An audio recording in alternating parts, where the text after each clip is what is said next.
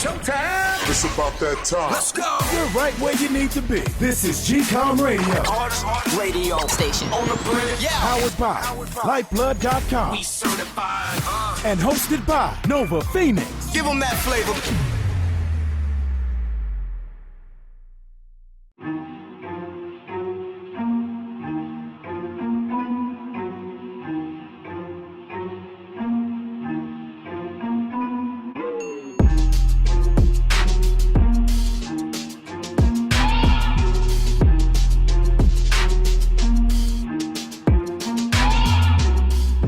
Okay, yo, what is going on? We are here for another show. I'm here to talk to you guys once again. Hold on a second. Just trying to get some things in order here. Maybe should I do a little the time frame here? See if I could come in the right. Let's keep it at 25 here. Let's keep it at 25. Okay, guys, what is the deal, man? How's your week been? What you guys have been up to last week? Hopefully something productive, something peaceful, and something to just decompress your mind for everything that's happening for the last time that I posted the show. So we got a lot to talk about and some good music to play this show. Let's just get right to it, man. I'm your host, Nova Phoenix, on GCOM Radio, on iHeartRadio, and we're going to get this thing rocking and rolling and talk about some highlights, some other things, some things going to get you mad, some things going to get you inspired, and it's what we do here. All right, so the first thing up on these open mentions, man, DMX. Shout out RIP to my brother, DMX, and condolences to the family and close friends. It's been posted on social media all last week, showing the funeral procession of all the bikes and the quads and the trikes, I guess you want to call them. They're all following DMX's coffin that was on a monster truck that was rolling through Brooklyn, my stomping grounds, of course.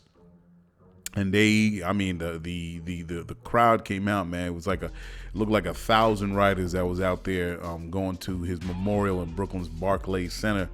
It was great. A lot of celebrities were there to give their final words on their feelings on their history with DMX, and especially what hit me hard was the daughter actually rapping her own song, and it looked like it was without it wasn't on paper. She memorized it, and I thought it was something that was beautiful.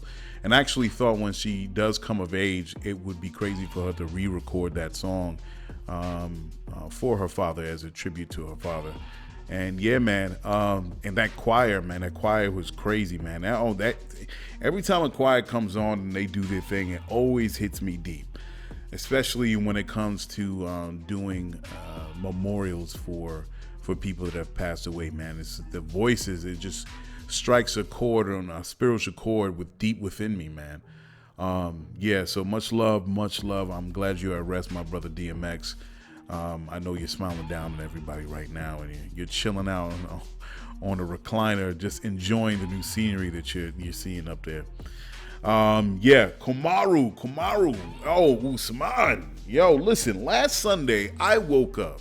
I didn't see the fight because I was going to set it up, but I was like, I just didn't feel like paying. To tell you the truth, I ain't feel like spending the money. I didn't feel like spending it.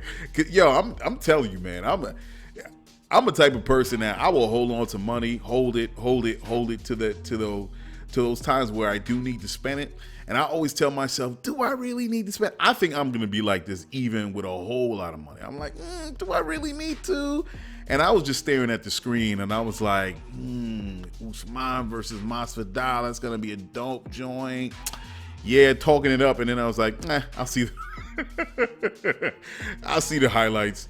And did I ever see the highlights? Yo, I woke up Sunday morning.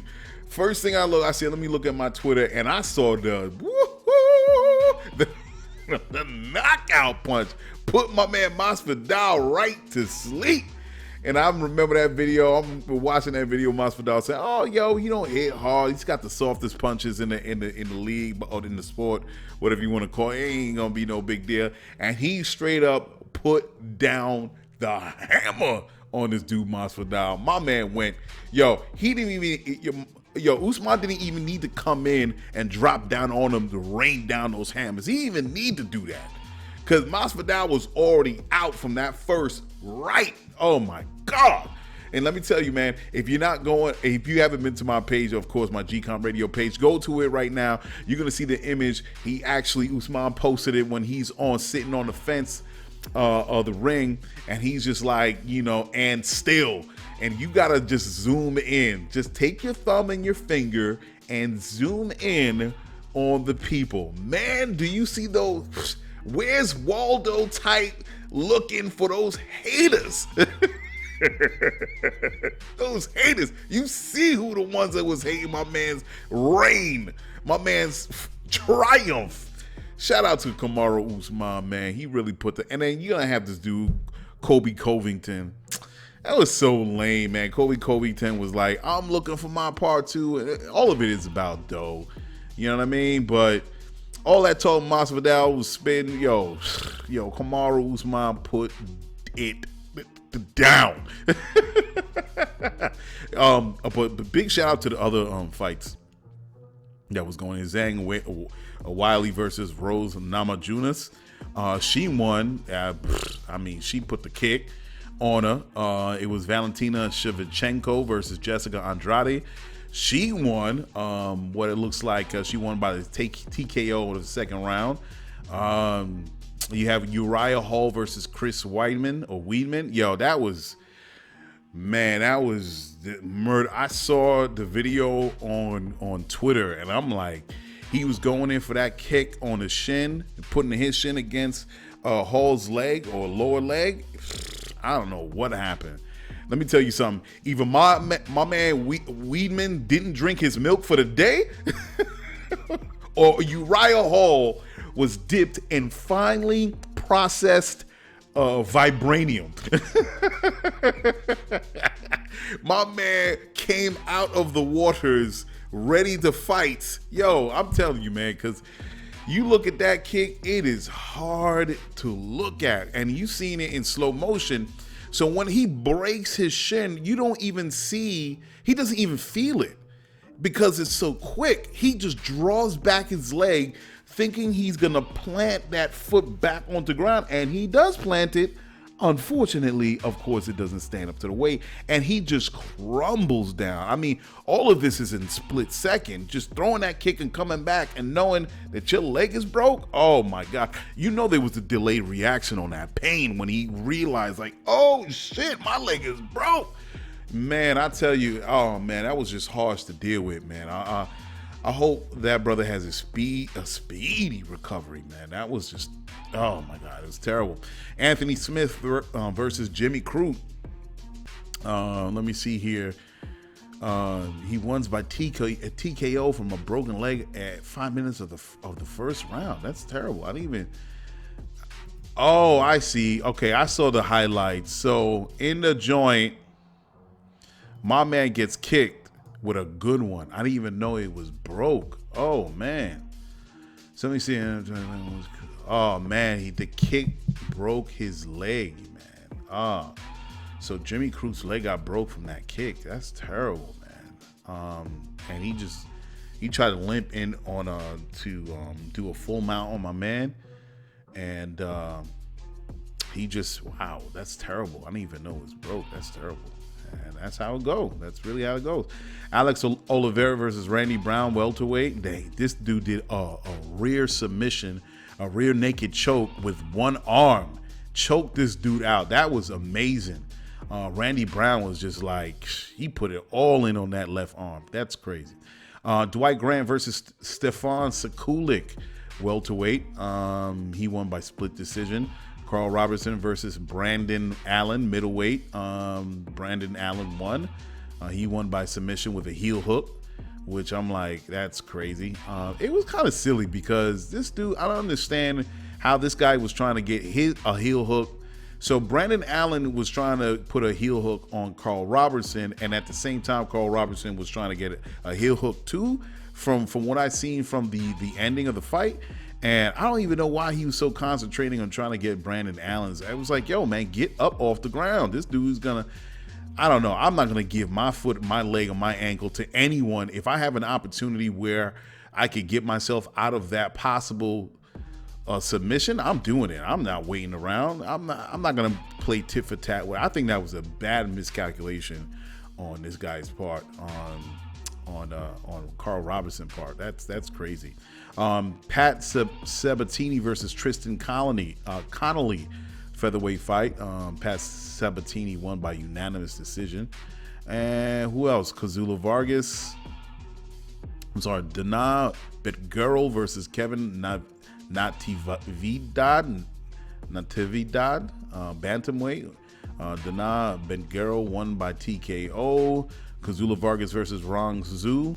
Kazula Vargas won by unanimous decision. Keelong Aori versus Jeff Molina. Jeff Molina won by unanimous decision. Na Liang versus Ariane Carnelosi. Carnelosi won by TKO punches. So it was a full fight, man. I even if I would have paid for this fight, I don't even think I would have saw all of these fights. But big ups to all because I'm gonna have my select fights that I want to see. That's underneath Masvidal versus Usman. But I don't think I would have seen all these fights. I think I would have missed a couple of them. But yeah, shout out to everyone that won and lost, because you guys got a lot of heart and a lot of courage to get in that ring and do it on a consistent basis and putting your body and your mind at risk from injury. So big ups to all those folks that did, that was a part of the UFC 261. So yeah, we have another killing, man, police killing. And it's sad. I know by the time you guys hear this, it's been played over and over again on all the major media sites and independent news. The sister's name Makia Bryant, Columbus, Ohio. She called the police, saying that she was being attacked and her grandmother was being attacked. So there is chest cam footage, and the police department released it right away. And the police officer, I forget the police officer's name. So he shows up. Let me see if I can find it. It's Makia Bryant. So he's put on desk duty right now. And the officer here, let me see if I could find the officer's name. I really want to say his name.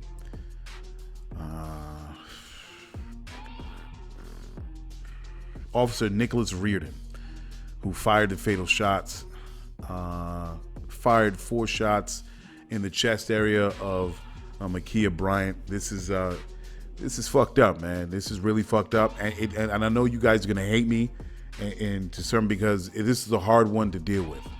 Now the fact is, why I say it is hard, because the chest cam footage just show that in the melee, in this confusion, that it seemed like Makia Bryant had a knife and she was lunging towards a woman that had a dog in her hand, and at that moment, Officer Nicholas Reardon let off shots and ended up killing Makia Bryant. This is unfortunate, because it's the reason why I say it's unfortunate, because we can see tons of footage of police officers, and this is not a matter of training. This is not about reforming certain people. It's not anything to do with that. You think these people don't know what they're doing? They lack some sort of training or whatever the case that you want to do, that the police departments are missing. But this is the problem. This is why when people are so upset with the death of Makia Bryant, she was 16 years old. And even an adult was saying, you could have dealt with this differently. And I know a lot of people are going to have their arguments on supporting Makia Bryant, and there are those going to support the officer who set off the shots. But this is the problem, what black people are talking about when it comes to police officers dealing with black people in this country. We have tons of footage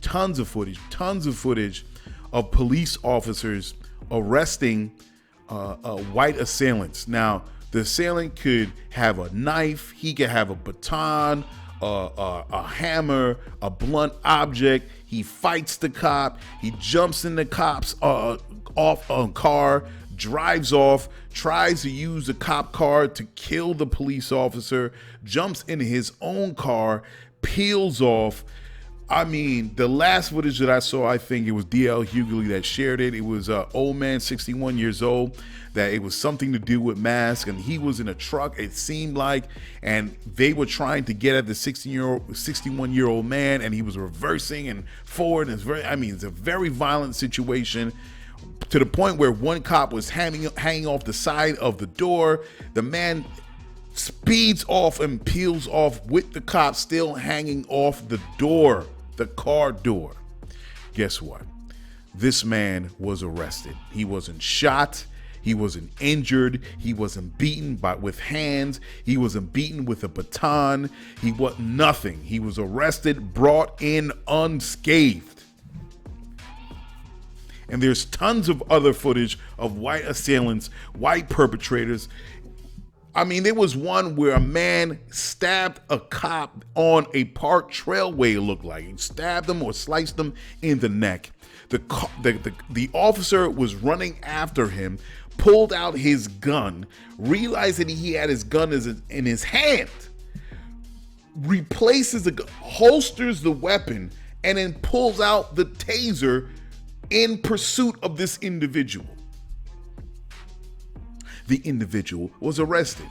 We have countless footage of police officers somehow remembering their training, keeping their cool, understanding what the situation is in the moment, no matter how volatile or how crazy the moment is happening, and they always end up arresting the white assailant. Now, when it comes to black people, including brown people, when it comes to black people, all of a sudden the first choice that they want to use is to pull out their weapon. Lethal force. Every time. Now, this is arguable. People are going to go back and forth with Ma'Khia Bryant, right? But you can see countless footage of police officers shooting black men in the back, shooting as they're running away, shooting people in front of them when they pose no threat at all. This is what people are upset about. This is what black people are upset about. The first choice is always lethal force. This is how black people are treated differently when police go and handle their business out on the street. It always ends up with a black body dying. Now, I feel for Ma'Khia Bryant's family and everyone that's involved. Unfortunately, I'm going to be honest with you, this will be something that is arguable. And the officer is more than likely going to get off, because the video will show that Ma'Khia was lunging towards a woman with a dog with a knife, and he was trying to stop Ma'Khia from what it looked like going to hurt the woman. And we could go over and we can come up with all types of things. We're rewinding the video and looking at it, but in the moment when you're pulling out your weapon and you're seeing that, the argument is that he had to use lethal force in order to save the other woman's life.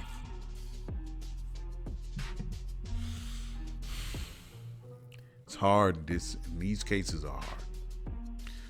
These cases are so hard because it could have been dealt with differently. We all have been in situations as black people where tensions have been running high in a particular situation, in a conflict, but we know how to de-escalate the situation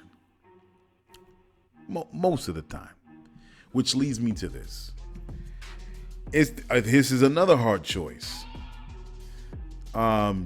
You're gonna have to pull white police officers from patrolling black neighborhoods, bottom line, because when you see that footage initially, he was scared. Obviously, he was scared. And there's a lot of footage, and sometimes you hear excuses from police officers saying, oh, we were afraid, we were in fear of our life, blah, blah, blah, blah. So, listen, if you are in fear of your life in a black neighborhood, this is what you do. You do not patrol black neighborhoods. How about that? You can patrol neighborhoods where you feel it's safe. You're not going to get killed. You're not going to get hurt. You could go home to your family. Maybe we need to put black officers in black neighborhoods. Now, it's not to say that you're going to not deal with some asshole black officers. They're not going to be forced in a situation where they have to hand out tickets or arrest someone, and you obviously know that it's illegal in what they're doing. Yeah, it's not going to stop that. But maybe, I'm just saying, as an immediate answer to this situation with all these black people getting shot, maybe we not just need to remove police officers, white police officers, from black neighborhoods, because you're not dealing with anything that training is going to handle correctly, adequately. We're dealing with socialization of how they see black people, where they see him as the adultification of young kids. Oh my God, that looked like a grown adult. Where they think this person that they're trying to capture is super strong and they're superhuman. All of a sudden they had 5 or 10 guys trying to hold him down. They're coming into it with fear and they're shaking with their weapon. You know what? You do not need to send white police officers into black neighborhoods anymore. Because obviously they cannot deal with the pressure of being a police officer, what they have been trained to do for the last 5, 10, 15 years. Because this is the argument that they're giving you, right? Until we have something that's more solidified in the way that we should handle this situation on paper. And I know, listen, we already have stuff that's on paper. To be real with y'all, we got plenty of stuff on paper. What needs to be done, it needs to be followed through. That's all it needs to be done. You could come up with laws from here to freaking Tibet. If they're not going to follow them, if they're not going to enforce them, what's the point? So in some ways, the other thing is we don't need another law. We just need to enforce the ones that are already on the books. But that's one way of thinking of it with this particular situation. But I'm just throwing out something else so we can deal with keeping black bodies from being shot. Maybe we just need to remove white officers from black neighborhoods because they clearly cannot handle this.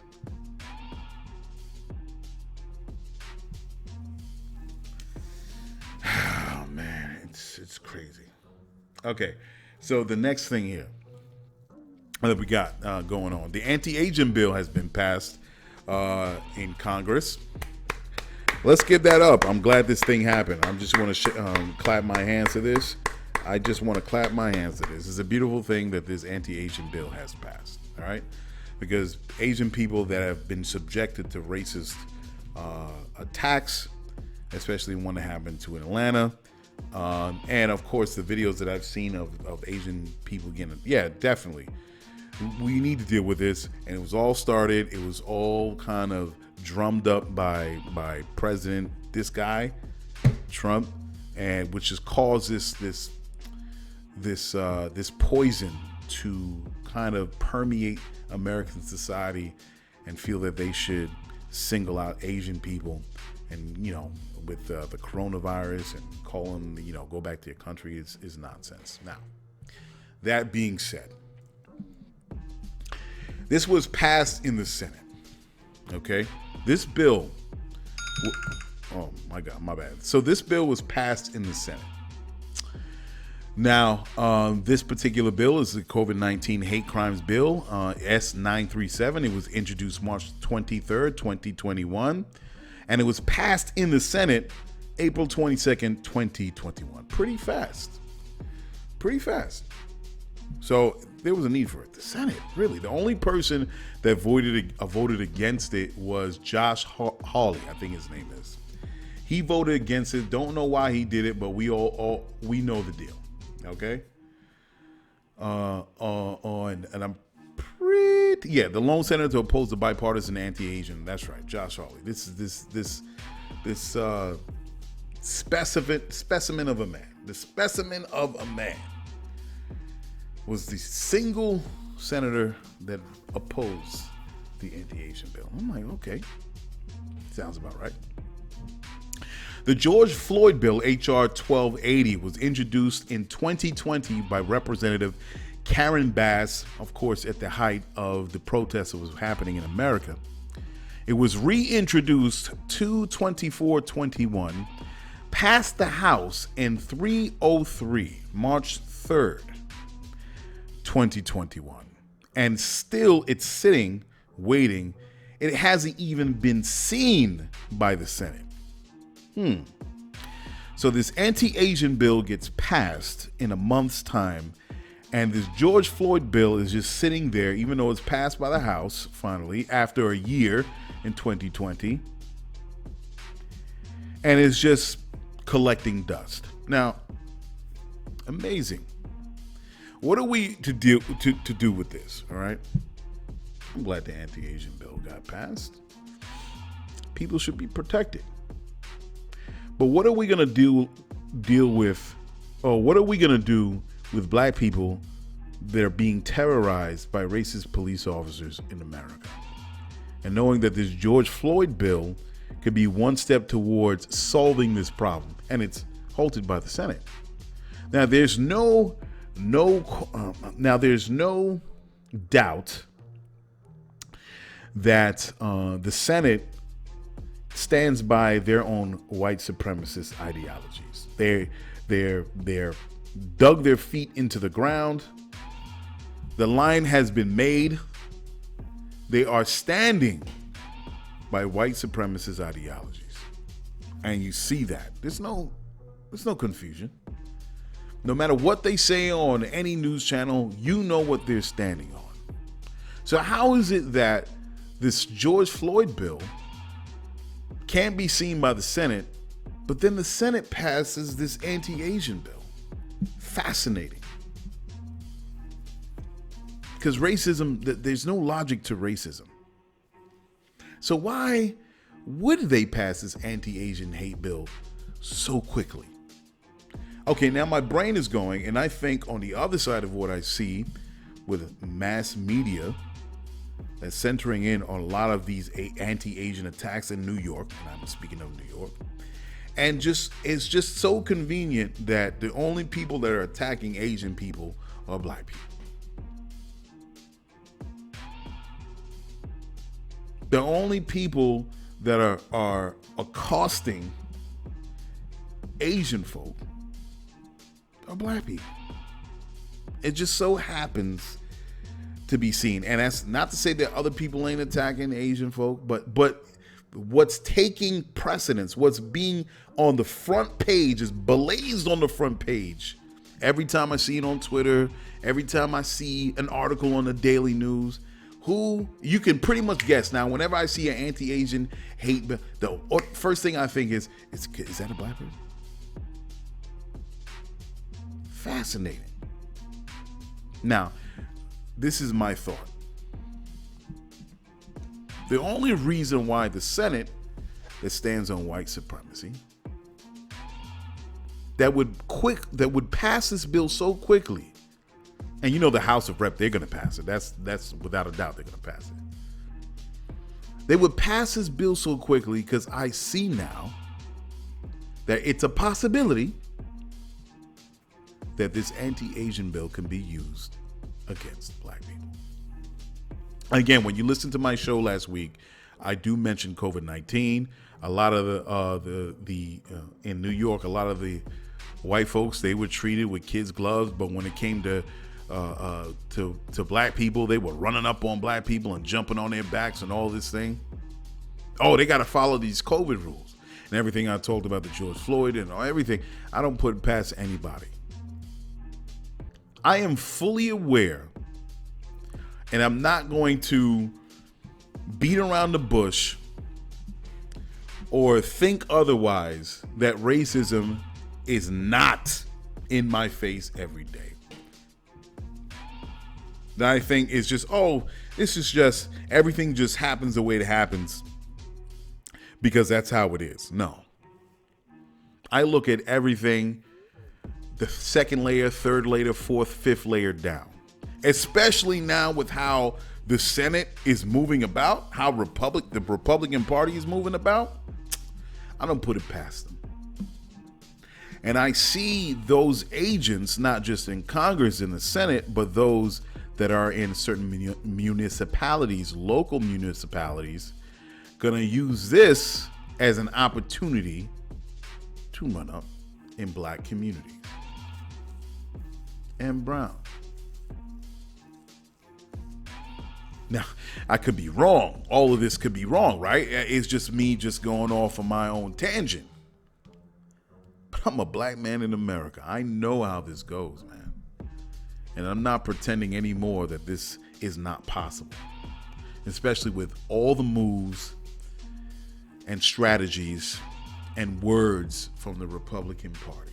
Now, I'm not to say that the Democrats can't be the same way too, but right now the Republicans are front line. Even though the Democrats could be dragging their feet, we still see the Republicans on the front line going in hard. As I said, United States versus America. Who is going to win? The America that people want, that people know it can be, the possible future that we can have, or do we want to hold on to the old United States and believe that the racial hierarchy and who's on top and the belief in this myth of white supremacy, and knowing that other people of color and black people, every other person of color has to be controlled and dominated.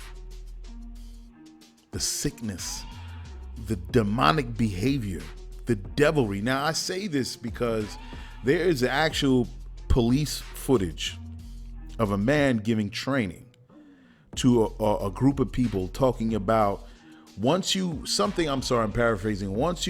kill someone in the line of duty, whatever, as on the beat or whatever, or injuring or arresting, something like that, whatever you said, you will that night have sex because it will be the greatest sex you have ever had. What the fuck are we talking about? What kind of devious sickness are we talking about? Did anybody give a psychological profile on this man?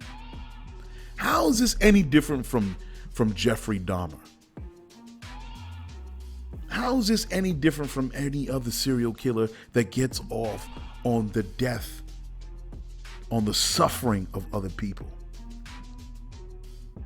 It reminds me of Rodney King. It doesn't matter if it's a gun. It doesn't matter if it's a taser. It doesn't matter. We're dealing with people that have been socialized to hate other people of color. Rodney King was beaten almost to death with batons. He wasn't shot. So how can you train that away? How can you reform that away? When you're literally dealing with this person in law enforcement that's speaking to other people in law enforcement saying you could get your rocks off even better when you kill someone or injure someone in the line of duty. Huh? The depravity.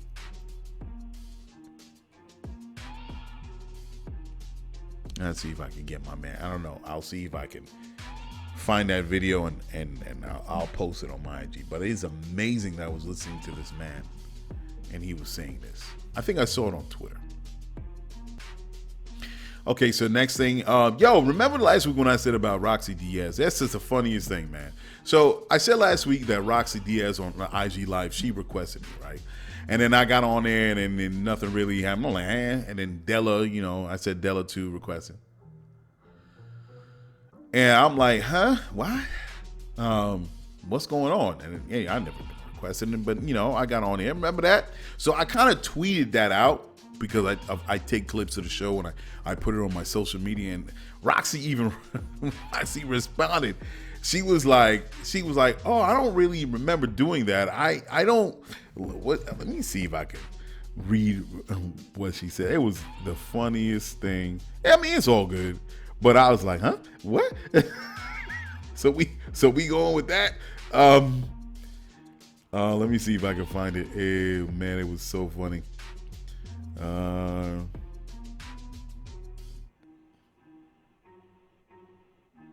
She says, laugh out loud. I'm pretty sure you requested to be on the live. I don't press anyone who doesn't request. She's laughing. Sorry, it didn't connect. So I was just like, I put a kid's face on it like, really? That's the excuse. I said next time we could talk. It doesn't matter. It's all good. We'll connect and then chop it up. Shout out to Roxy. Yeah, man. So the next joint on here, 50 Cent and Lala is bringing Cyntoia Brown's story to life on Stars. I think the writer of the Power series is going to write this Cyntoia Brown story. And Cyntoia Brown, if people don't know who she is, she's a young sister that was sexually trafficked when she was young, around 16 years of age. And in one of those episodes, it led to the death of a 43-year-old man because she felt her life was threatened, and this guy ended up dead. So she was convicted. I think they treated her as they tried her as an adult, and she was convicted with 51 years in prison. Now, after a while, after some years that she spent in prison, celebrities heard about the story, was sharing it, and this is how it kind of blew up. And she got retried. It got brought back.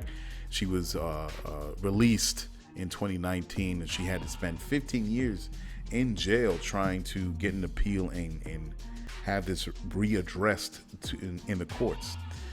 But now 50 Cent Lala is doing this story, and I think it's a beautiful thing that her story needs to be told on Stars. So I'm looking forward to that.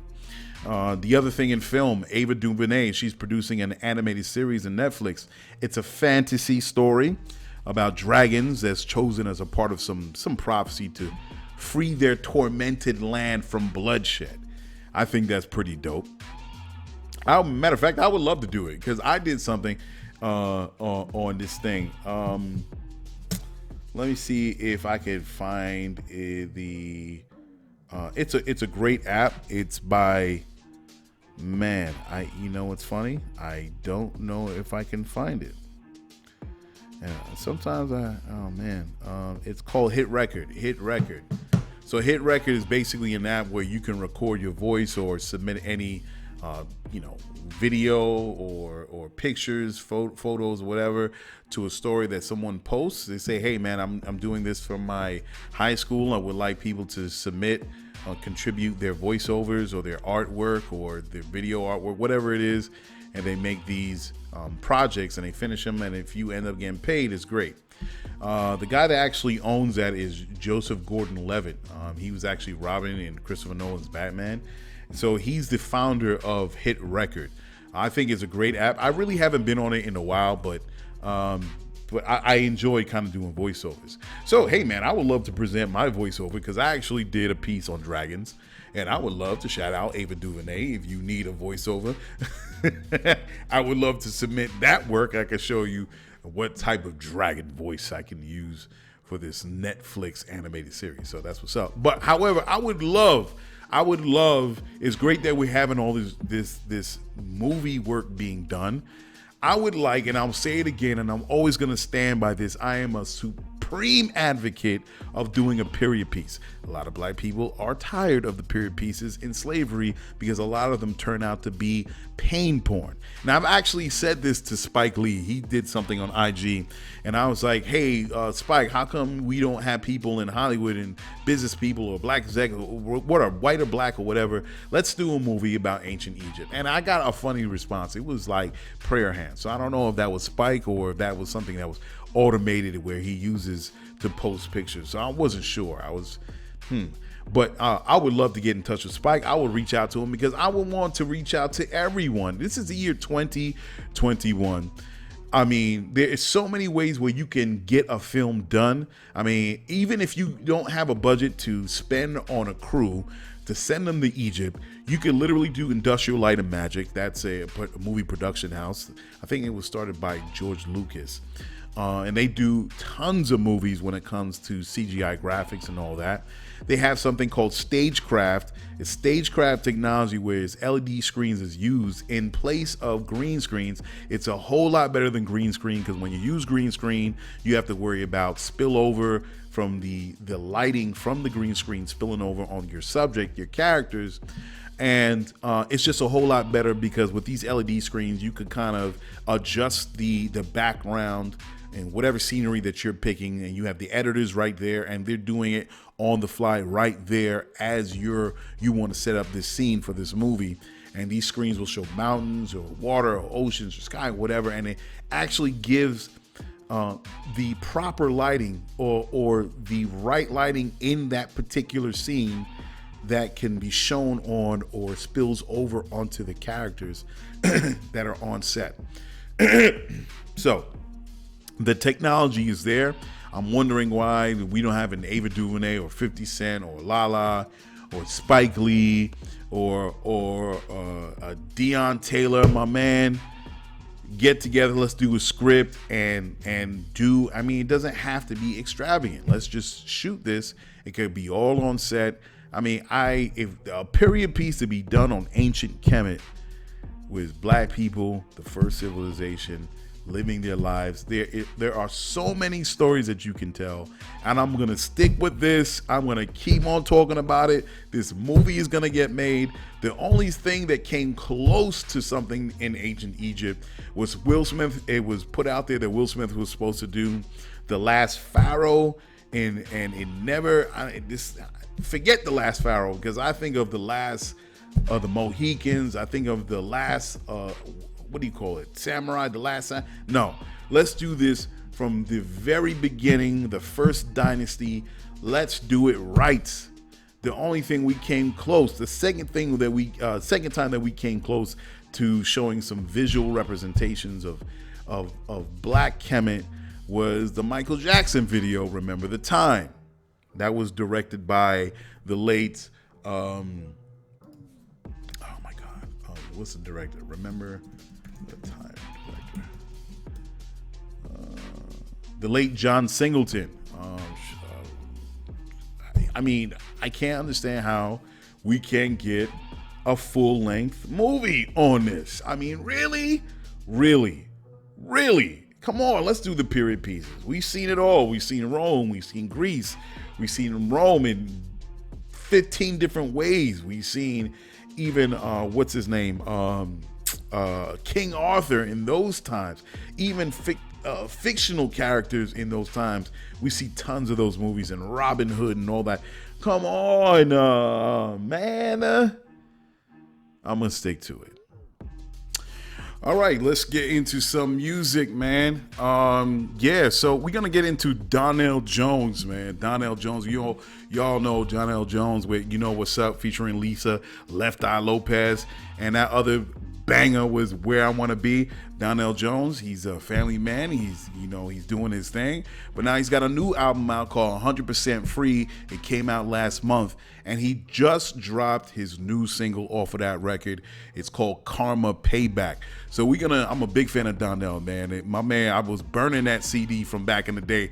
He was the musical backdrop to a lot of escapades. You know what I mean? So shout out to Donell Jones, man. We're going to get into that, his new joint, Karma. We're going to ride up right next to Donell Jones, Will Sully.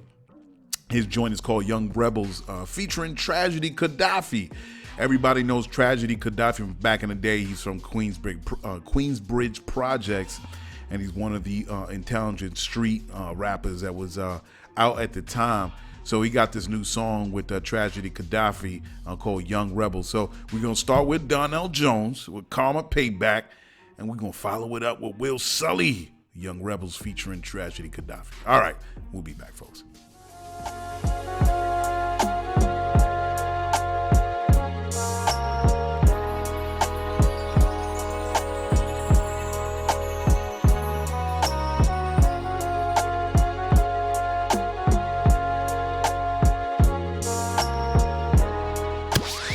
Ooh, a GCOM exclusive. You gotta know that it's so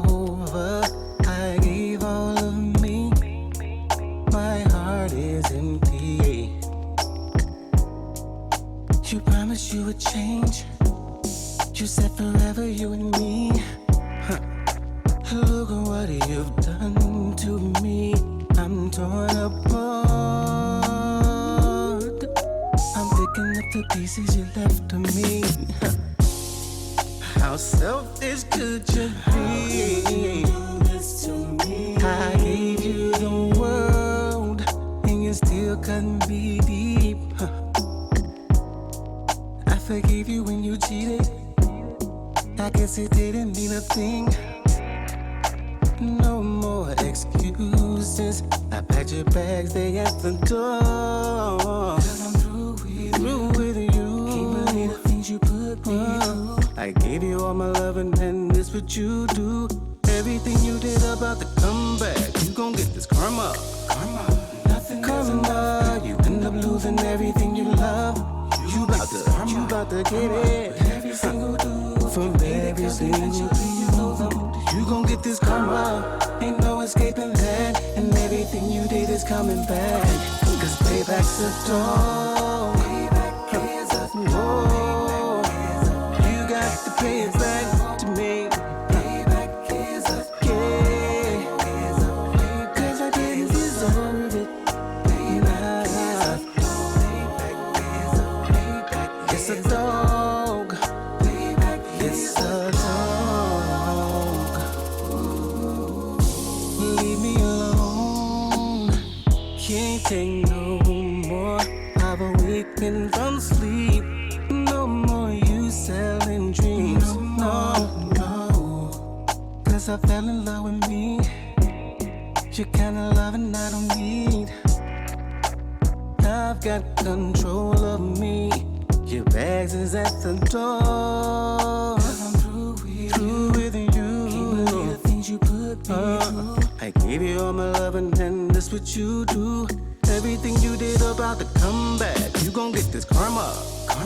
Nothing karma. You end up losing everything you love. You gon' get this karma. You about to get it. Every single dude from every single dude. Cause you lose in the end. Cause everything you did is coming back. Payback's a dog. You got to pay it back to me. Oh yeah. Cause I didn't deserve it. Hey. Oh, payback is a dog. It's a dog. Yeah. Oh, your lies, you think I believe them. But I cracked the code to get in your DM. Read some messages that you seen them. You've been driving my Benz to meet him. But it's the big payback. Karma gon' get you, so take that. Never come back again. Payback's a dog. It's a dog. Look what you did to me. Hey. You know I didn't deserve it. Nah. It's a dog. It's a dog, yeah. But what's crazy is I remember when you used to hide your phone. Payback is a dog. Always coming with some sad excuse. Payback is a dog. Do you remember that? Cause I'll never forget it. No. And it's the big payback. And you about to get it. Hey, turn it up. GCOM Radio on iHeartRadio.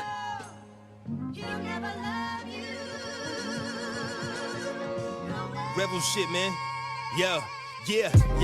Honeymoon is bound for Alice. Young Sully staying up late, dreaming about allowance. Mommy dragged me to church, Sunday school for some balance. Outside, gangsters and ghouls spreading wild malice. Had to sharpen my talents. Thank God for the talent. Superheroes in my hood guzzling 40 ounces. All my blessings counted.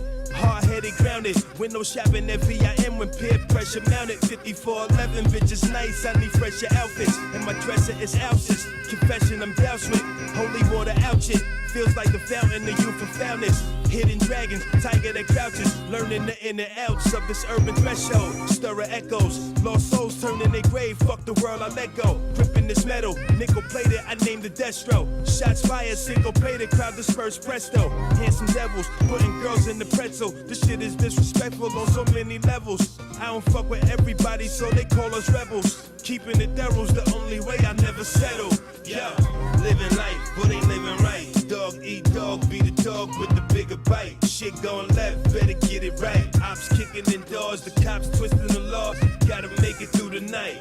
Living life, but ain't living right. Dog eat dog, be the dog with the bigger bite. Shit going left, better get it right. Ops kicking in doors, the cops twisting the law. Gotta make it through the night. Almeida won't feed her, but if I act right. Mock the gorilla Mac type, going hard on my life. Keeping it down, so my album influence niggas' life. Talk to me nice, without the Cajun and all that spice. Assemble the muscles on the barrel and clap at you. Keep it all the way Greenberry, it's factual. Learn the game, my nigga, and make the capital. You ain't making motion, you expect me to carry you. The PB Kirk and the foul verses. Money maintained, you just a lame that lost purpose. Stuck in the past, I advance with big emergence. Most gracious, basically why you niggas lurking. Foul servants, love when you broken, you hurting. Crime constituents on the merch, but y'all the purchase. Boomerang back, artifacts, church service. Boomerang back, artifacts, church service. Living life, but ain't living right. Dog eat dog, be the dog with the bigger bite. Shit going left, better get it right. Ops kicking in doors, the cops twisting the law. Gotta make it through the night. Living life, but ain't living right. Dog eat dog, be the dog with the bigger bite. Shit going left, better get it right. Ops kicking in doors, the cops twisting the law. Gotta make it through the night. Take control. This is GCOM Radio, powered by Lyfeblood.com. Come join, be a lifer. Practice dollar power and build financial independence. All right. You just heard Donell Jones with Karma Payback off of his new album, his new project, 100% Free, just came out last month. And right behind Donell Jones was Will Sully with the song Young Rebels featuring Tragedy Gaddafi. Man, that was a heat rock, man. As soon as I heard that, I was like, man, I got to get that on the show, man. So shout out to Donell Jones, man. I'm looking forward to seeing a lot of things coming out from you in the coming months. And Will Sully, this brother, lyrics, man, lyrics. I want to hear flow. Now, let me tell you something. I heard a big shout out again to Swizz and to Timbaland for doing verses. It had Method Man and Redman. I really enjoyed myself. These dudes are seasoned rappers, seasoned MCs that knows how to put on a show. I mean, I was thoroughly taken in, and it made me realize how much I miss lyrics, man. I miss lyrics. I miss flow. Now, you could have the sing-songy thing. I know how the youth got going on right now down in the South and all that, but lyrics, man, lyrics know how to put together a song. I forgot the name of this stupid song. I'm not even gonna go to it. It's not stupid. I guess you could have a little bounce. There was this dude that did a dance to it. Let me go to my Shazam. I love Shazam, by the way, too, man, because I could just go to Shazam if I don't know the name of a song, and I can act. It saves all the songs that I wanted to hear.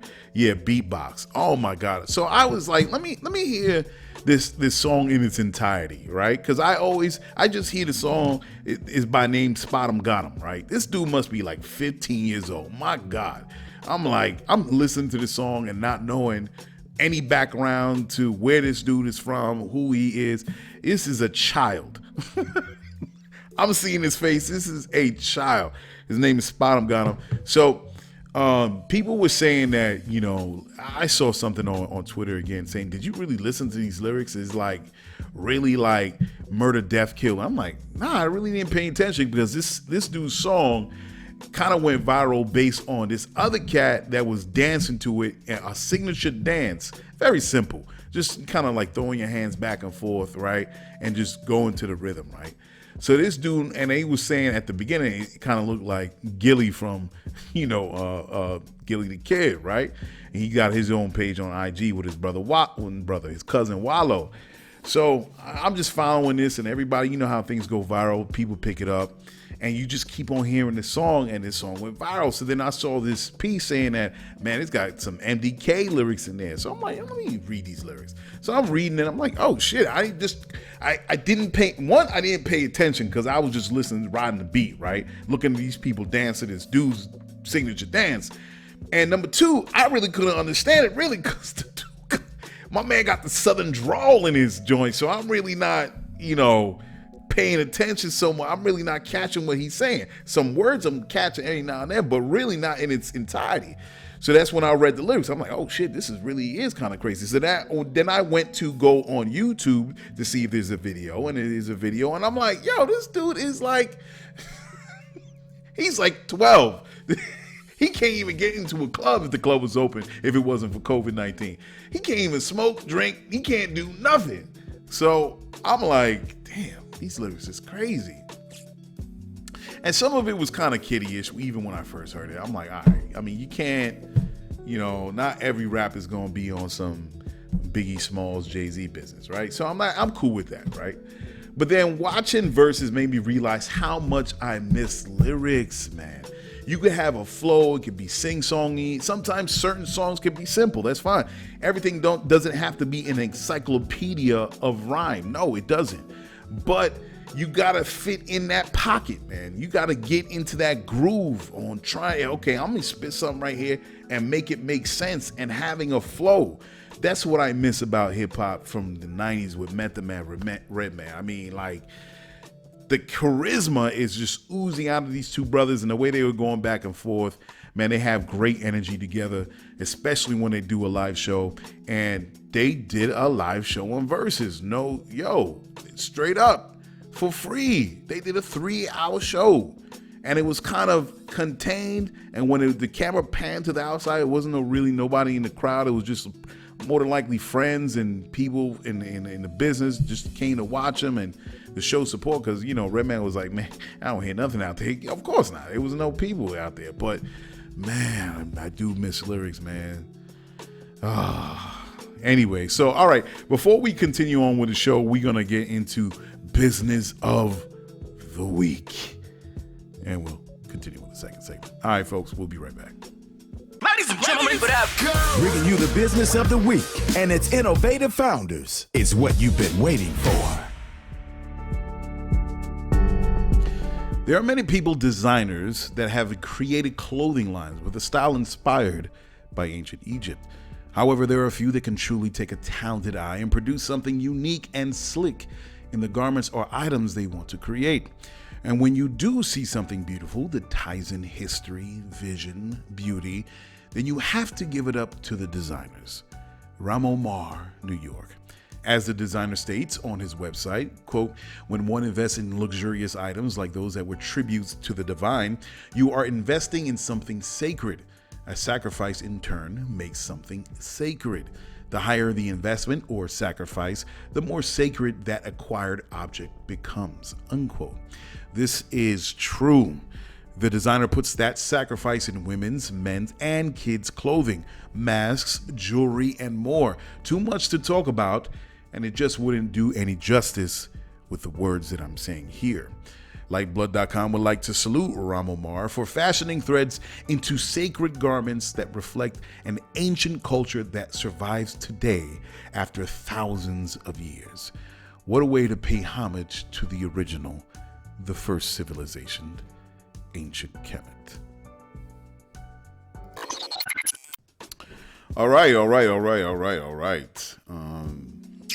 All right, so let's get into the second segment. Now, the second segment is Lyfeblood and its difference. You see a lot of social media sites, a lot of companies, a lot of new tech companies, fintech, social media, and the one, of course, are the current ones that we all use. And I think people are at a point where they've kind of gotten a bad taste in their mouth with the current social media that they use. We all know this. And I don't want people to feel discouraged because I believe that the social media that we use right now is just limited in scope. You don't know what's going to be like. You're going to be like, no, what are you talking about? Yeah, I think it's limited in scope. I think the way that we're using social media now is just like this parlor tricks, is just, playing footsies under the table. I don't think we're really using social media the way that we can use social media. And in certain ways, it is done in one place or another. But as I always say with Lyfeblood, it's about creating a space for people that want to build their passions. And having a space available where you can talk to people of like mind and build with each other, and eventually you can donate to each other a minimum of $1 to help them achieve their dream. And essentially, that's what Lyfeblood is about, right? That's essentially what Lyfeblood is all about. But it's more than just that.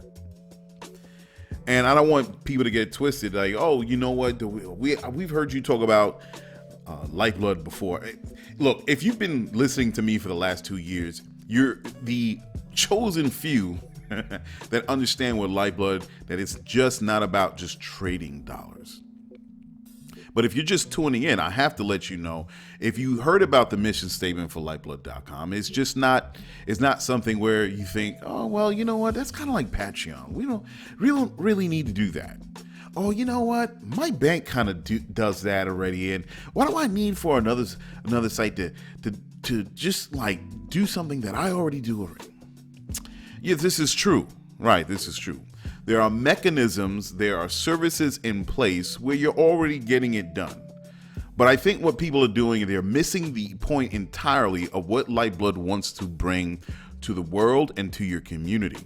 I think this is an opportunity to where we can really kind of lay out all of our passions and our ideas and our ideals, and really try to put it forward to the world and materialize it in a way where it can actually benefit the people that are creating these ideas and these ideals. Because I hear these conversations all the time. Now, I may mess around on a certain subject matter, and that's just me personally. I like to talk to people because I think that, as I said before, that the idea of the CEO of what we know them to be, from all the Fortune 500 companies, I think the idea of the CEO, that part where you're kind of hiding behind curtains and not really talking about anything and only talking about things that are related to your business as far as the financials, I think those days are gone. I think the day of the new CEO is upon us, where we're actually engaging the community that we're dealing with, and we are going to say certain things that will be equitable and open to everyone. And this is not a time where we're not going to talk about things because it's just not a thing to talk about. But things that do strike a chord with us, if we see it happen, and we are going to mention it. And to me, as I always said, if you can only talk about your financials to your business or whatever thing that gets you excited in the midst of everything that's going on right now, I think it's disingenuous. And it's obvious that you yourself do not want to deal with the subject matter, not so much of the fact that you don't want to talk about it to your audience and to your consumer, to your buyer, whatever. I think those days are gone, because even not saying anything is a message in itself. Now, how is Lyfeblood different? We're different in what we talk about. You are free to say whatever you want, and I've seen it, and a lot of people are being alienated as far as celebrities or what they're talking about. And I don't know if it's the algorithms that are at play, or there are more human beings that are kind of pulling the levers and pushing the buttons to pushing people out on subject matter that they feel that it goes against their their rules and regulations to their platform. But you on Lyfeblood.com can say what you want, just as long as it's not reckless, it's not mindless, it's not barbarianistic, if that's a word, that can bring harm to anyone on the platform or anyone on the outside world. But you can say what you want. Nobody's gonna ban you or suspend you or anything. Go ahead and talk about your business. And Lyfeblood is just not about music. I talk about music on this podcast. I play music on this podcast. I talk about Music Life. Probably haven't talked about it in a while. But yeah, Music Life is where you can jump on, create your profile, upload your music, whatever it is, whether it's your EP or LP. If you have a couple of songs, 3 or 4 that you want to share with your friends, all you got to do is ask them for $3 or $4 or $5 a month. And especially if you put it out on a consistent basis. And that way, you can actually make some real money off of the music that you make. And this is in direct response to all these music streaming sites that want to short the artists. And I created this as in a way as an alternative to what is happening right now as far as music streaming. And I know I'm not the only one. I know I'm not the minority in this discussion when it comes to music streaming. And I know a lot of artists, A-listers, B-listers, C-listers, all feel the same way. And right now they're trying to figure out an alternative to what is being set out there in the world. And, these people know this. That's why Apple wants to, and I said that in the show last time, I think it was in News You Need to Know, where they want to pay artists a penny per stream. And I'm like, why go for a penny per stream when you can just get the whole kit and caboodle? You know what I mean? But artists have to be responsible and build a professional team. And that's what's key. I'm sorry, the days where you could just lay back and not do nothing and smoke what you want to smoke, drink what you want to drink, and just be in the studio and record and be lazy and not do nothing. No, those days are over. As an artist, you're going to have to take responsibility in the work that you put out. You're going to have to take effort in building the team around you, because, of course, you can't be everything. But that's why it's key to have people that's smarter than you, or just as smart, whatever, that are set in their profession, that are skilled in their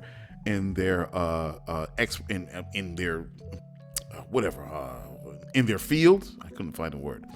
Skilled in their field, and making sure they're coming through and they're reliable, and that they're coming through for you as you do your music. So that's what Music Life is about. But you have to have responsible artists that's going to put their best foot forward into developing their strategy and putting out their music and putting on Music Life. This is where you take control of your music. Again, I'm going to say this. Lyfeblood is just not about music. That's just one part of Lyfeblood. Again, how are we different from what's out there right now? Because I also want to concentrate on people that have their passions, and not just in music. It's a variety of different things. And what I hope, honestly, to tell you the truth, I want these other passions to be as strong as what artists put out in Music Life. Now, you can be in aeronautics, you could be in agriculture, you can be a biologist, a chemist, an electrical engineer, you're in hypnotherapy, you're an economist. Anything that drives you, anything that's your passion, and that's what you see yourself doing, come onto Lyfeblood platform. Build with people that are in the same field as you. Get inspired. And if you have something that needs to be shared with the world, with your community, put it out there and people will support you financially. Now, I actually created a whole list of different professions, that I wanted to do. And it's funny. I'm going to say it here. Everything that Clubhouse was doing, Lyfeblood already had. But, the difference between, in terms of getting out there between me and Clubhouse, they just happened to strike it with someone over there in the Oprah magazine, and Oprah gave him an article. And next thing you know, Elon is talking on Clubhouse with Kanye. And, this is how the word got around so quickly. But Lyfeblood was doing that only if it was more on people talking to each other. What I do want to do is have that Clubhouse feature where people can talk to each other, because this was more about typing. This is before. But it was pretty dope for them to have the talking portion on it. But I want people in that field. I have a whole list of things where people, what I call is life lounges, where people can get in there and just chill and talk. And whether, all of these life lounges would have titles. You can be an acupuncturist. And I'm going through down the list here. Who's hitting me up? Okay. I don't know who this is. Sorry, folks. That was interruption. You could be an archivist, aromatherapist. Let me scooch down here.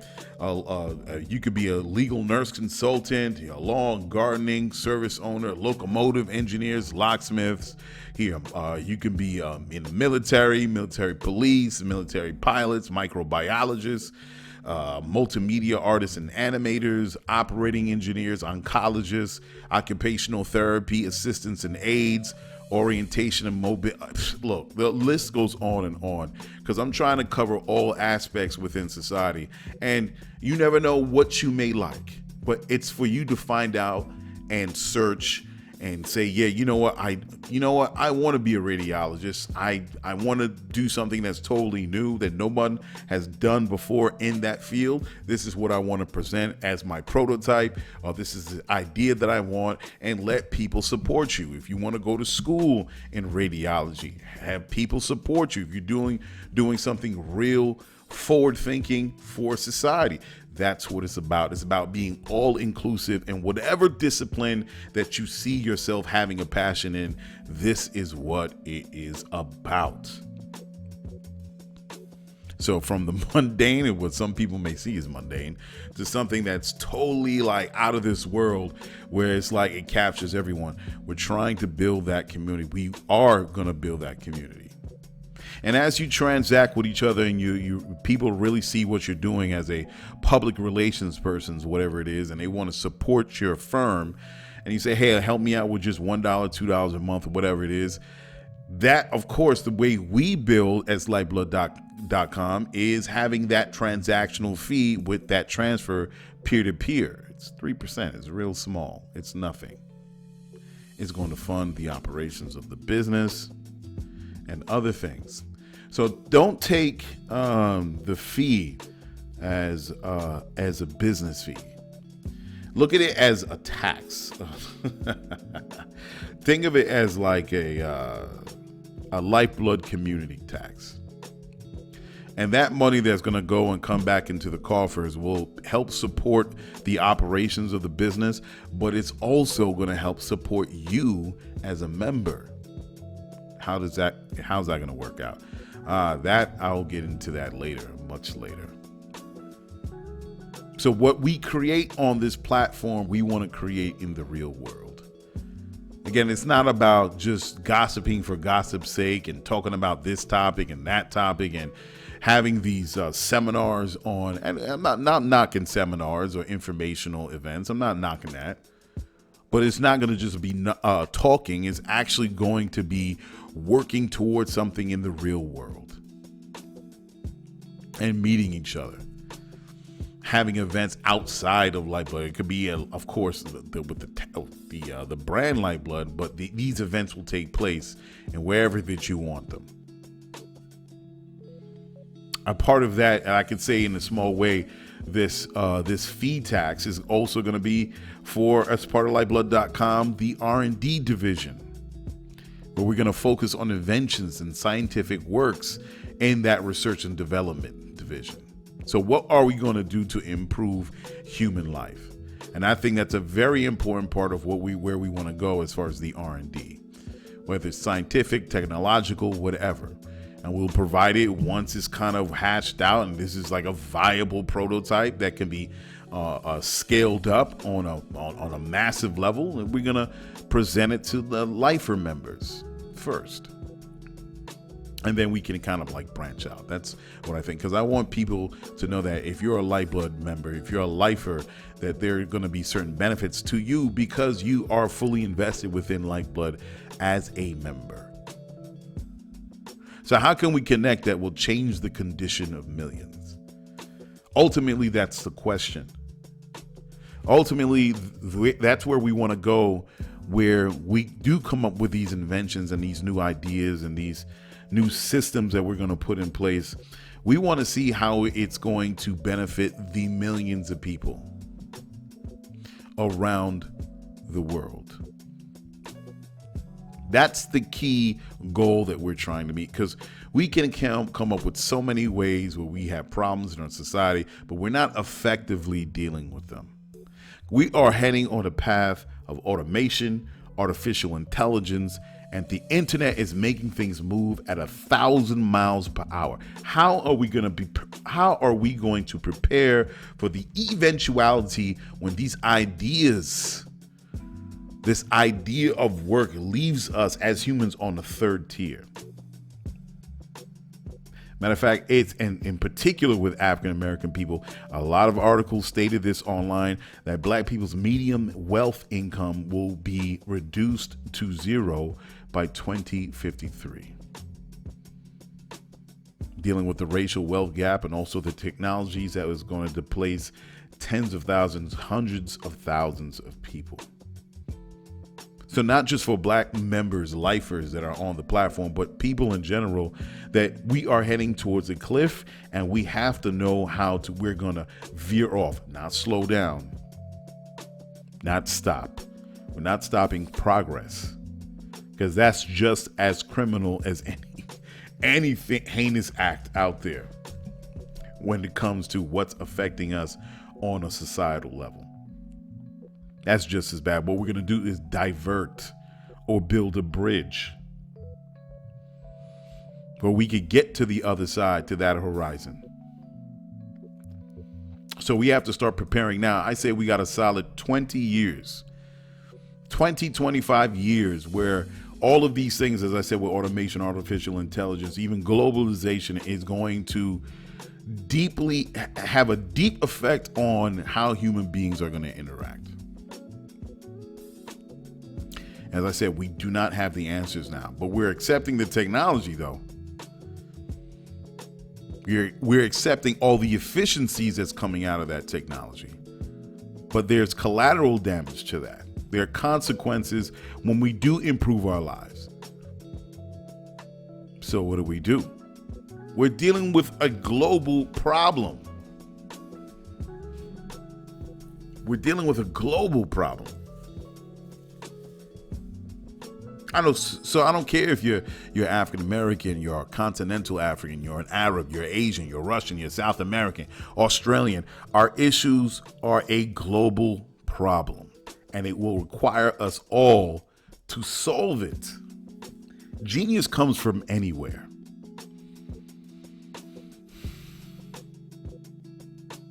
Globalization has created global disturbances to our jobs, to politics, which leads to social unrest, and will need something or some people or a platform to present solutions.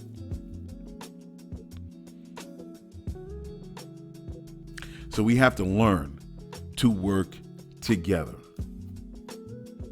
We have to deal with our issues together. That's the only way we're going to get out of this. Where we're talking about famine, we're talking about war, we're talking about political unrest, social unrest.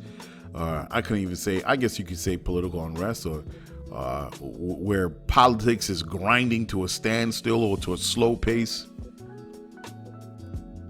So we're going to have to really put down our issues amongst each other and start working towards something that's going to benefit us all and the generations that come after us. Because if we don't prepare now, the generations after us are going to suffer. So this is how Lyfeblood is different. It's different from Facebook. It's different from Patreon. It's different from Twitter. It's different from any of the social media sites that you see there. So it's building and networking online. And yeah, we're going to goof around and talk about some things. Okay, it's a funny thing. Certain things are going to go viral on the platform, right? But then there are certain things that may go viral, could be funny, but then it makes you think, that's an interesting way of looking at it. Or you're going to have an inventor that doesn't know a way where he can get his prototype made, is on the platform and say, yeah, I just want to make this available to people. I don't know, make dirty water clean by putting it through a straw. I'm just saying off the top of my head. Something simplistic, but he needs the funding. How are we going to do this with us? We can provide it to the Lyfe network for a year or two, right? It doesn't have to worry about on the global stage because he's already going to be making money well before he gets this product out to the masses. And then once it gets out to the masses and then we buy it and say, hey, this is a great product or service, sure, we get into it. And then it'll expand outside to the global. So everything happens in stages. It's never going to be a point where he's going to be like, I'm kind of limiting myself in how I can really put it out there to the globe. Don't worry, we're going to get there. So those lifers that are trading or donating $50 a month, $100 a month, $200 a month, I want to make sure that it gets to them because they deserve it, because they are the believers. And then it'll eventually get outside. So Lyfeblood is totally different from what you're seeing. And I'm only I gave you a little extra peek on where Lyfeblood is going, what it's about, who we are. That's just a little extra to what Lyfeblood is. And it's still so many more ways, so many more branches that this is kind of like spreading out and becoming the tree of life. Yeah, there's so many other things that we're in directions that we want to go in, but I'm not going to say as yet. But you get the idea of what I'm talking about. So build, man. Build, talk with each other, network, and talk to me. Let's make it happen. And we're going to see and we're going to show the world what a real social media platform can do when it involves everyone, not just taking you guys as consumers of your data and taking it to figure out how I can shove an ad in your face. Now, I want to actually utilize the brain power, the human power that we have around this globe, this blue pearl, and put it to a good use. It's not going to be a point where you're going to be poor. No, again, this is about group economics. This is about the global economy and showing how it can really function when we have certain systems put in place, a strategy put in place. It's what Lyfeblood is about. So if you understand where I'm coming from, I encourage people to sign up, have those conversations, talk to your friends about it, join on the platform. And as we grow, we're going to build where we need to go. Communities around the globe, whether, like I said, it could be in Italy, it could be in Canada, it could be in Peru, it could be in Africa, in South Africa, in China, in Australia, the Caribbean, Hawaii, anywhere. This is where we're going to take it, and we're going to solve these problems together. So, all right, that's a little bit on what's going on with Lyfeblood.com.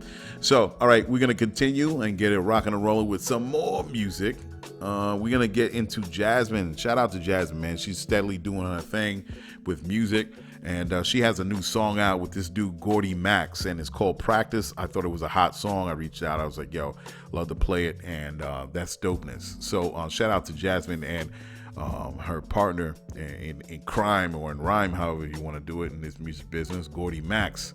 And then right after Jazmine, we're going to play J Bino. It's a throwback, and this guy's got a dope song called The Message. I thought it was pretty heavy, and it's always fitting for the time. So let's get to this music, and then we'll be back with the last segment of the show.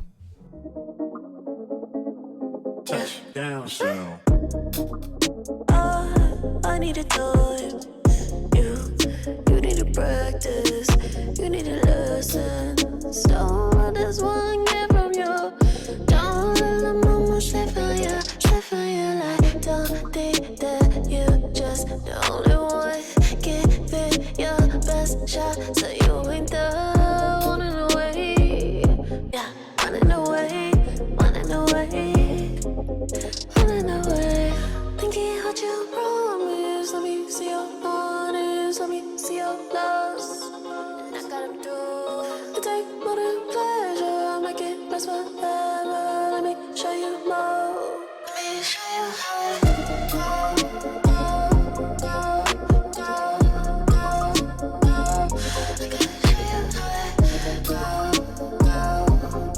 Listen up. You're listening listening to GCOM Radio. Pretty pink, sitting pretty, what you think? Yeah. Now you know how pretty speak. Take care of her for real, teacher. How to feel, teacher. How to love, teacher. That you different.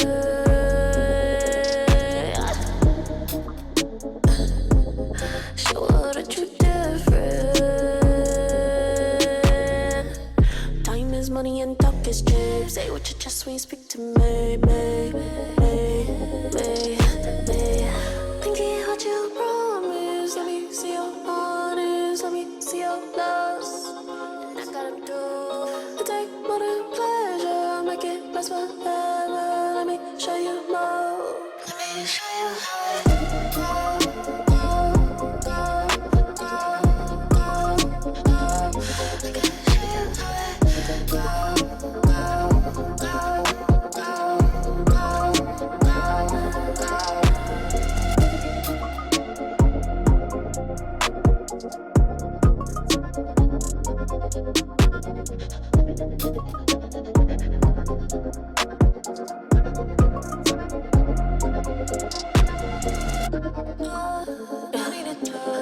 If you gon' lace me up, if you gon' be the one, be sure to keep it up.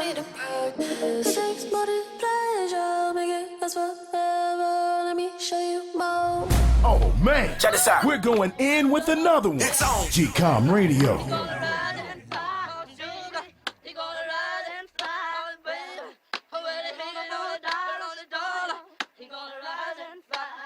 So what you want us to do? We've been trying to get through to you. We had to shut the world down for you to see it was true. Half of y'all still believe we not equal to you. I bet your daughter got a whole different point of view. I'm digressing, why you stressing? You pulling up with your vest on. You bulletproof but still got a hole in your chest. 846, the time that George went to his death. You put him on the ground and put your fucking knee in his neck. I know that every cop ain't a racist. I know that most white people don't judge by the faces. But if I'm angering you, something about your heart ain't true. And that COVID ain't the only thing that's bothering you. Let's take a moment of silence, put your fist in the air. This for all the blacks who took the fall so we can be here. You still feeling unsure? Come on, let me take you home with the sequel. Let's talk money so you can understand that we equal. Here's our feature presentation like you sit in that Regal. Enjoy the show, I'ma keep it real basic and simple. What if black culture went away? What if MJ decided to never fade away? What if Wayne ain't rap and never paved the way?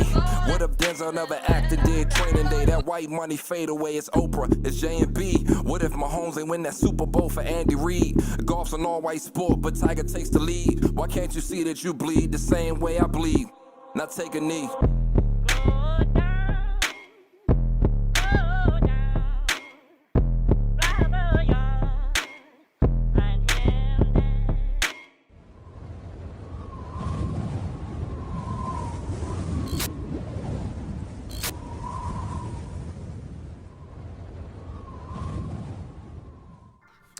All right, yeah, that was Jazmine and Gordy Max with Practice.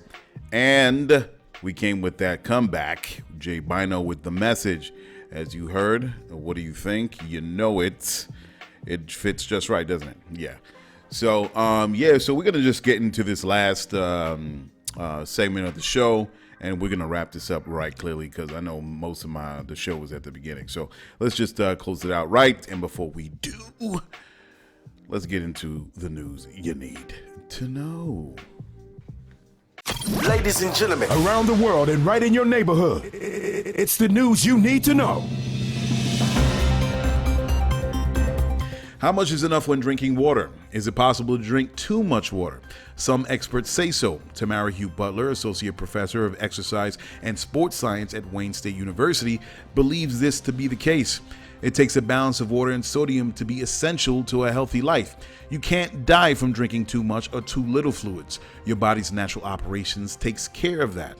As the summer approaches, schools, sports, and workplaces encourages hydration and, quote, gallon challenges, unquote, to stay healthy. However, this is a myth. Water intake depends on 3 factors: body weight, environmental temperatures, and physical activity. Drinking water just to drink is not needed for everyone. Our brains and kidneys communicate to ensure the perfect balance that we need. When we drink too much water, we pee out excess water, and when we need water, our body naturally halts peeing to conserve bodily fluids. Science doesn't back that drinking water improves skin complexion, kidney function, or constipation.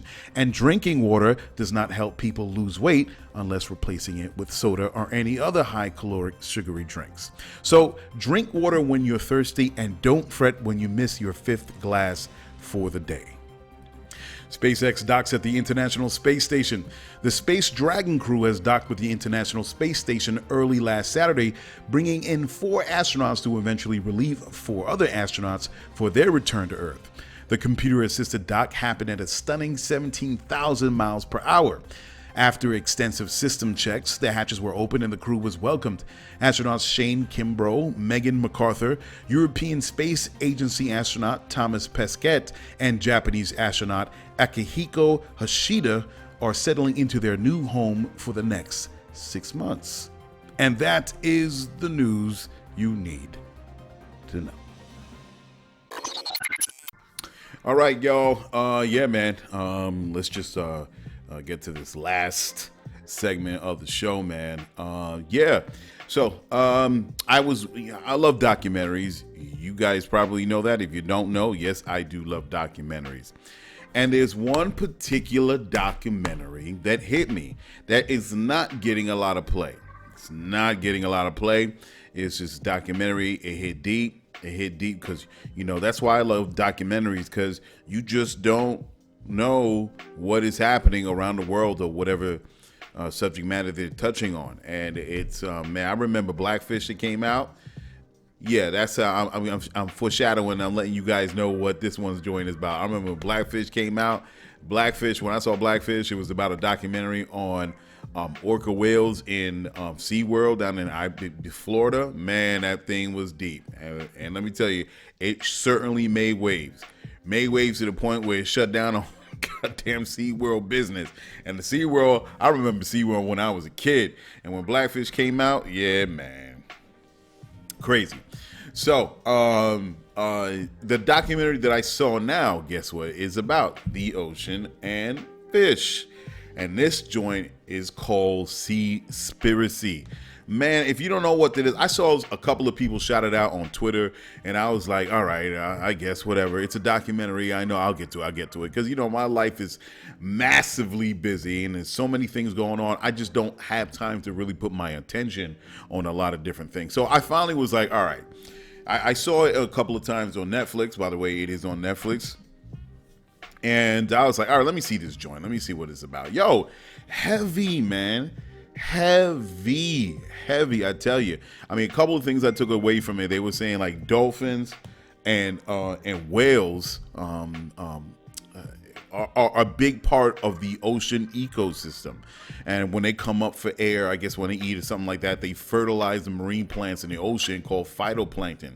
And phytoplankton absorbs 4 times the amount of carbon dioxide, more so than the Amazon rainforest, and it generates up to 85% of the oxygen we breathe. I had no idea. I thought it was trees that really exchange our carbon dioxide for oxygen, and we need trees.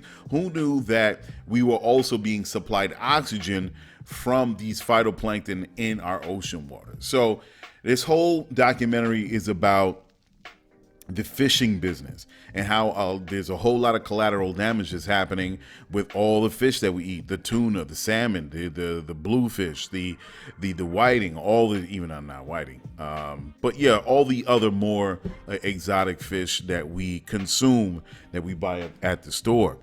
Now, unfortunately, the collateral damage is dolphins and whales, and they're getting caught up in the fishing boats when they're trying to go for tuna. And they're saying there's a serious decline of dolphins and whales, or they are a threat of being, I wouldn't say being extinct, but the numbers are taking a heavy blow on the population.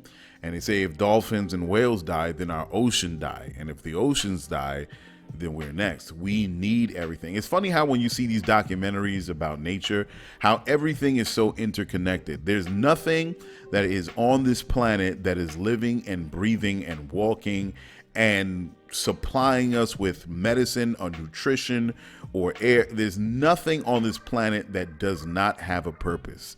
Everything has a purpose, from the smallest plant or insect to the largest, say, the blue whale. They all contribute to the health of our ecosystem, of our planet. It's every time, and that's why I love watching nature shows, because I'm like, wow, that's crazy. I watch anything nature, man. I mean, I find it fascinating just to check out animal life, plant life, just our environment, man, and just anything that's outside of the city life that we majority of our life that we live in. And what better way than to, what's going on in the animal world, but to see a documentary, right? You're not gonna be, unless you go to the Serengeti or something like that. But hey, man, when you can't go to the Serengeti, watch a nature show. You know what I mean?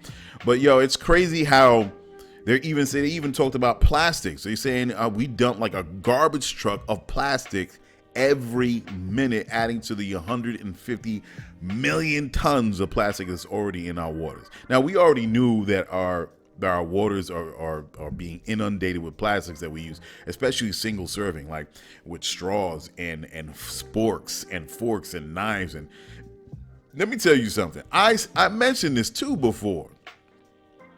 It ain't just in our oceans, man.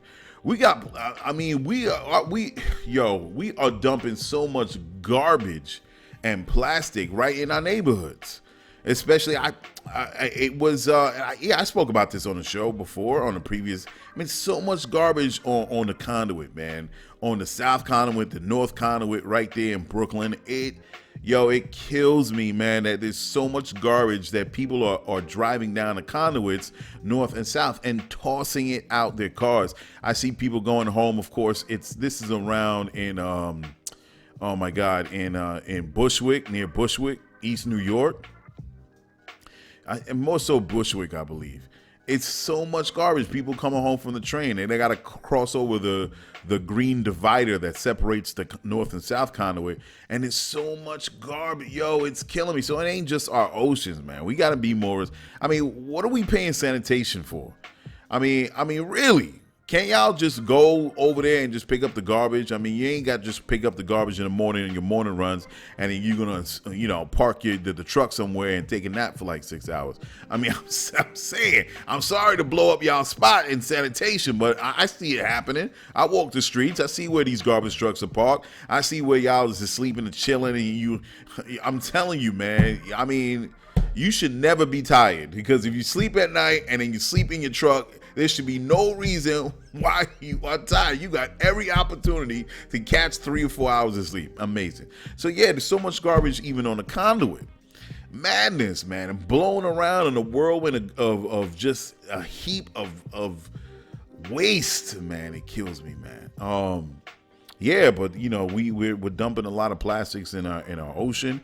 One of them is called, I think, the large. I forgot what it was called. They're saying it was like, it's the Great Garbage Patch somewhere in the Pacific Ocean. It's just a ton of garbage, where it's just this huge floating island of garbage. It's crazy, man. Crazy. And matter of fact, they were talking about like Japan had a serious whale hunting thing is illegal in a lot of different countries. They just reinstated whale hunting, so that's a big thing. Shark finning is a big thing in Japan and the other Asian countries. It's a multi-billion-dollar industry, and it's just a status symbol to eat, in some countries. And they're saying it doesn't have any nutritional value, but people eat it. And there's a fishery where, or just what do you call it? A fish store or something like that, where they chop up the fish and, it was just like this dude, the guy that was doing, I think his name was Ali in this documentary, Seaspiracy. And he was just filming how there's just like the whole floor is covered with dead sharks, and all they're doing is cutting off the fins because, that's what they need to eat, and is depopulating the shark population. Man, I didn't know. I really didn't know it was such a big deal. Of course, why would I know? I'm an American. I live over here. I don't know what's going on in Japan. And it's saying because of that, it's disrupting the whole ecosystem. And one part of the, of the ecosystem that's being disturbed, or that's another animal species that's connected to sharks or the livelihood of sharks, when you no longer have sharks, there's what you have seabirds, and sharks is what brings up their fish up to the surface of the ocean water. And the seabirds, of course, you know when there's chum in the water, you see whales gathering up all the fish, and I didn't know sharks did it too, but apparently sharks do it. There's a circle in the air of seabirds, and they come down and they just pick the fish out of there. And there was a study done. They were saying that over, I guess, a certain period of time, I guess 20 to 50 years or something like that, the population of the seabirds decreased by like 50 to 70%, some crazy number, because there was a lack of sharks in the water that was bringing up these fish that the seabirds dive to eat. So you can see how it's connected, that if we kind of decimate the shark population, what the collateral damage would be on other species that kind of feed off of what sharks eat. Yo, it's amazing stuff, man. The other thing I saw was that was interesting about that. I'm not going to say everything, but I encourage people to see it, because there are certain details that I didn't even write down. I was just jotting down notes when I was watching this joint. I'm like, yo, it'd be great to talk about. Another big thing was this dolphin safe label. Yo, you got to see this, man. Watch the freaking documentary where even this label is an internationally recognized label called a dolphin safe label that's put on all canned tuna. And the dude Ali is talking with the organization that really handles the dolphin safe label, the Earth Island Institute, and it's just like this huge scam. Like they're saying there's no way to really be sure that these fishing boats are not grabbing up dolphins while they're trying to net up all the tuna. So they're saying there's no possible way, and then you find out that this, I believe, correct me if I'm wrong, y'all, that's why I say go see the documentary. Earth Island Institute actually sells the labels so they could slap it on canned tuna. So even if they were to go to, I don't know, to a fishing captain and say, hey, did you catch any dolphins? The captain would say, of course not. He could catch 20,000 dolphins. You don't know. But he's just telling this organization, yeah, we ain't catching no dolphins. Yeah, anyway, how much is that for that label, that dolphin safe tuna label? Yeah. Yo, it's madness. It's madness. Everything it's a hustle. The other thing I found out is the last thing is, even in that great garbage patch, what do they say mostly on a lot of these commercials or these campaigns? Like, of course, when it comes to reducing our plastic usage, because we're poisoning our environment. What do they say? Plastic straws. There's so many plastic straws. We got to stop making people feel guilty. Okay, we shouldn't be using plastic straws amongst all the other plastic. But comes to find out, in this great garbage patch that's out there in the ocean, a majority, they said 46% of that garbage patch, of all the plastics in that garbage patch that's floating around in our ocean, is fishing nets. 46%, close to 50%. Fishing nets, ropes, and the lines that these fishing boats use to capture the tuna and all types of fish. Of course, they lose some of the fishing nets into the ocean. They don't care. Of course, they're getting paid, and they got more of the material in on the boat. All they got to do is get a fresh fishing net and throw it back out, cast it back out to catch more fish. But who'd have thunk? So you see all these pictures of the whales getting tied up in these fishing nets. Yo, it's amazing. It's amazing. I mean, what are we to do? I mean, even at the end of this whole documentary, I mean, my thing is, okay, how do you deal with this huge gargantuan problem, this global problem of us decimating our sea life, which in turn is going to affect us? They said the best ways is, I know this is kind of crazy, reduce or stop eating fish. In that way, the fishing industry will know that, less fish is being consumed, less demand, and of course they would have to scale back.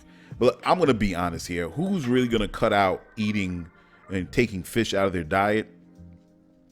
In order, I mean, and I'm not trying to be, such a stick in the mud, and not trying to offer any solutions or back the solution that was given in the documentary. But honestly, I'm a fish eater. I was a big fish eater. And, especially at the time when I was much younger, I was eating fish mainly. I was a pescatarian. So, unbeknownst to me, I didn't know all this huge market and that was destroying our ecosystem was, I didn't know I was contributing to this. So, but now, of course, right now I'm back on eating red meat. So I don't know, man. I think, and they also talk about why this is not more known. Why are they shoving the whole plastic straw campaign in our faces and not really talking about the fishing industry contributing to how we're poisoning and destroying our oceans and the sea life within it. So I don't know. What do we do? And I think that we have to really sit down and figure this out. Does that mean we stop eating, fish, or reduce it to the point where we're just eating, one plate a month or something like that? I don't know. I mean, they're saying the same thing about red meat too, man, that we should reduce, of course, health-wise, our consumption of red meat. And it's also adds to the issues that we're having with our health because we're eating so much meat. So not only do we have to stop eating so much red meat, but we also have to reduce the amount of fish that we're eating because we are contributing to the death of not just the ocean, but eventually, human life on this planet. So it's just wild, man. It's just some things that you got to think about. And I know a lot of people don't like watching documentaries because then when you watch the documentary and you see the truth, then now it's your responsibility to figure out what are you going to do as an individual or as people within the household, as a community. What are we going to do to kind of stop the poisoning of our oceans, stop the killing of our sea life, and all these other things that we as human beings have to be responsible for, because we damn freaking started all these industries. You know what I mean? So that's wild, man. So I encourage everybody to see Seaspiracy, and watch it and come to your conclusion and see how you're going to, if you're going to change. But I tell you this, if we don't, all of this is going to affect us one way or another indirectly. Whether it's 20 years down the line or 30 years down the line, we're going to realize like, oh man, and we have done that before with certain fish. Like I love bluefish. I can't find bluefish anymore. Bluefish is crazy expensive, but I bought it anyway. And then all of a sudden, all the stores stopped buying bluefish. I think, and they were talking about bluefish was being overfished. So it just came to a point where I don't know why, I don't know how, whatever happened, but supermarkets stopped selling bluefish. So I mean, hey, if we could do that with bluefish for whatever reason, I'm sure we can be responsible in our consumption of fish and all that, which is also, killing dolphins and whales and all. It's terrible, man. It's terrible. Dolphins are really smart animals, man. Every time when I watch these nature shows, it makes me realize, and I'm like, that human beings are unique in their intelligence and what we do. And then when you watch these nature shows, when it's about dolphins and sea lions and elephants and all, these animals are just as intelligent. And they have this whole animal culture that they exist in, that because they don't have opposable thumbs and they don't build technically buildings and send things into outer space and build microscopes and all these other wondrous things that human beings do, that they shouldn't be respected. And when you watch these nature shows, it's like, whoa, wait a second, these are really intelligent. I saw one nature show episode where the fish actually created some sort of pattern on the sea floor, the sand on the sea floor, and it was going about it. And I think it had something to do with its mating ritual or something like that. And it was creating this pattern on the sea floor. I'm like, yo, because you think like, okay, who makes patterns? You think human beings, first thought. That's what pops into your brain. That's what makes us different from animals. And then I'm watching the show and I'm looking at this fish, and the camera zoomed in and it's moving its tail all over the place, and then the camera pans out and you see this beautiful pattern made from the sand that this fish just did. And I'm like, yo, it blows your mind, man. It's like, I gotta rethink this intelligence thing with humans. So and it's just not fish, it's just like, it's everything. It's like, when I see beetles, and I spoke about that on the show, and man, it's just this grand intelligence that's really behind everything, man. Because I know beetles that mimic branches and trees and the color of brush and all that. It's not like they die and they figure out, oh, I'm gonna come out like this. This is all like, the grand design of that connects all life on this planet. And living with that fleeting moment in time that these insects and these birds and these animals, four-legged animals, two-legged animals live, you see evidence of intelligence. And they may not be creating microscopes, but in their own way, in their own rhythm, in their own space. I find it hard to put together the words on the animal experience as they live. They have their own form of intelligence. And I think we've lost the respect for other animal life on this planet as well, not just between us as humans, and as we already know, as I've talked about on the show, but we also have a lack of respect for other animal life on this planet, from the small to the large. So I think we're being very anti-life right now, as human, in the current way that we live today. We're very anti-life, anti-earth. And I think that human beings are not an apex predator that's here to dominate all living things, but I think we are part of that ecosystem, and that we have to understand our space within this life that we have as we are existing amongst all the other life, from sea life to life on land and life in the air. And then they all serve a purpose, not just to each other, but to us as human beings. And it's also like, the Native American, the indigenous people on the planet, even though they did kill the buffalo, there was a respect. It wasn't some wild killing of these four-legged animals. It was like, you're giving life to us, and there was prayers, there was rituals, and they used the fur to keep warm in the winter, and they used it for the skin for teepees and pouches and then the moccasins and all that. So there was a respect for the animal. There was nothing that went to waste. And of course, it was a symbiotic relationship where they needed the buffalo. So you couldn't systematically wipe out the buffalo. That would in turn kill them. So they understood that balance. They understood that relationship between human beings and buffalo. And I think the way we live now, especially in the last 200-300 years, I think we lost that. We don't have an equilibrium with our natural surroundings anymore. Everything is there for the taking and for us to dominate, and that's just Western civilization. And not everybody thinks like that are born in Western civilization as we understand this modern world.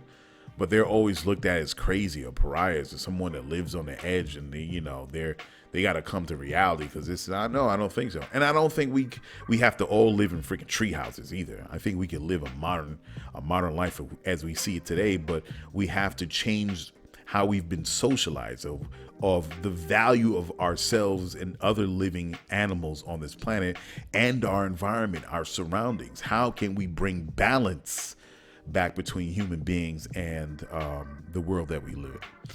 So, man, it's always interesting to watch these documentaries, especially with Seaspiracy, and it really puts things in perspective for me and the way I would like to move forward in the communities I create within the Lyfeblood platform. So, yeah, that's always in my frontal lobes. So thank you guys for listening to me. I did enough rambling. I did enough flibber flabbering. You made it through another show listening If you're here at this point, at this time in the show, man, you're a very brave individual. I'm glad I didn't bore you to the point where he's like, what the fuck is this dude talking about? Yeah, so I appreciate it. Please do me a favor, sign up to Lyfeblood.com. Create your profile, find your passion, get with other people of like mind. Let's create those conversations. Let's invent those new things that's going to benefit the global community, and let's build this out the way we should. So I'll be back next week with more talkity talks, and thanks for listening, and I'm out of here. Peace. Check it. You just listened to GCOM Radio, powered by Lyfeblood.com for the global community. We worldwide, baby. See you in the next go round. From right here to your town, we out.